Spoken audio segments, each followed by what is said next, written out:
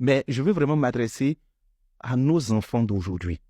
Vous savez, avoir ces deux parents vivants, vous êtes doublement bénis. Vous êtes premièrement bénis parce qu'ils sont vivants. C'est un luxe aujourd'hui d'avoir des parents qui sont vivants. Deuxièmement, vous êtes bénis parce que, en plus d'être vivants, ils s'occupent de vous. Ils sont investis dans votre avenir.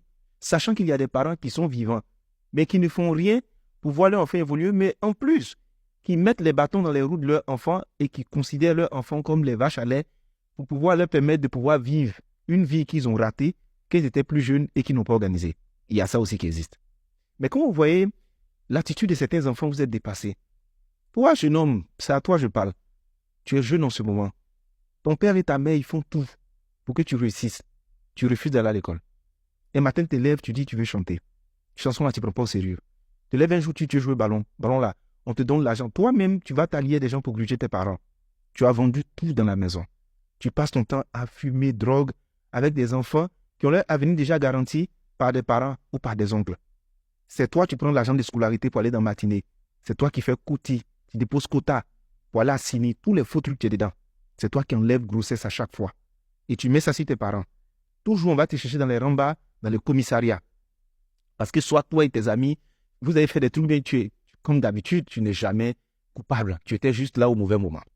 Toi, la jeune fille aussi, je m'adresse à toi. Tu es jeune. Ta mère fait tout pour que tu ailles à l'école. Tu refuses d'aller à l'école.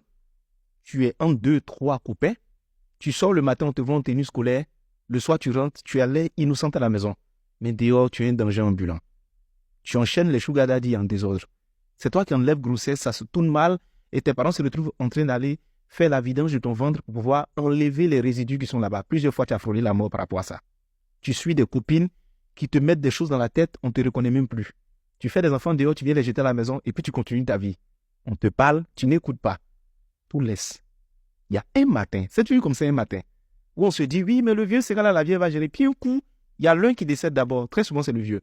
Quelque temps après, la vieille ne peut pas supporter, elle suit son mari. C'est là ta vie va prendre un tournant et plus rien ne sera pareil. Il ne faut pas te laisser abuser par les gens qui disent qu'ils vont t'aider, les oncles et autres, jamais. Et puis d'ailleurs, arrêtez de mettre votre gamme, c'est-à-dire de vous asseoir sur la vie des oncles et des tantes. Oui, c'est mon oncle qui ne veut rien faire pour moi. Vous n'êtes pas leur priorité. La priorité des oncles, c'est leur enfant. Oui, c'est une vérité.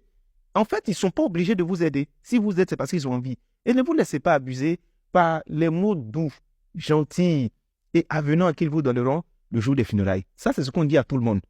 Quand ils vont donner d'eau, vous allez voir la vraie réalité de la vie. En ce moment, vous les trouvez ennuyés. Ah, vraiment, le vieux, c'est un zogo, le vieux parle trop. Le vieux fatigue les gens, il parle souvent. La vieille, même, elle aime trop ça. Parler, elle aime trop ça. Moi, je veux être libre, je veux sortir. C'est liberté, tu veux.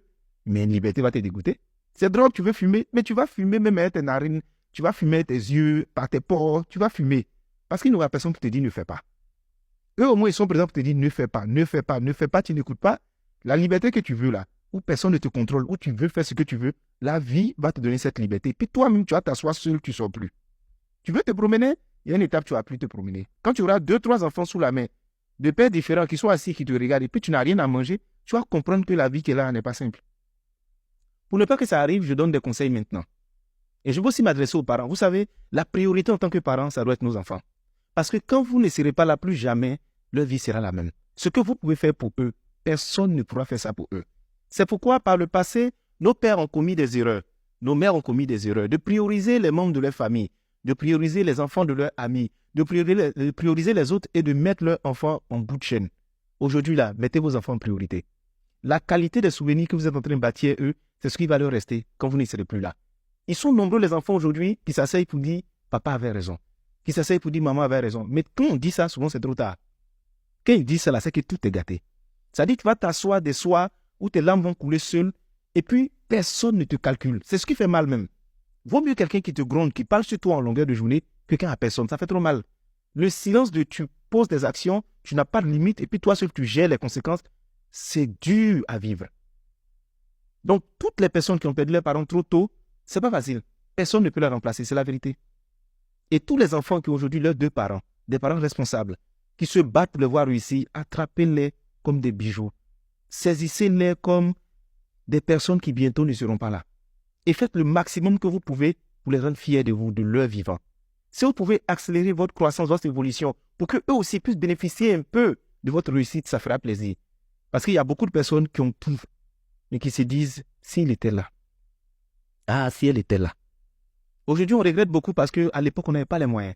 Et on voyait des personnes autour de nous en train de souffrir. Ces personnes-là sont décédées malheureusement. Maintenant, aujourd'hui que ça va un peu, tu sais même pas, tu veux rattraper le temps et puis ça fait très mal. Donc, quand vous êtes jeune, quand vous avez l'occasion d'évoluer, faites du mieux que vous pouvez.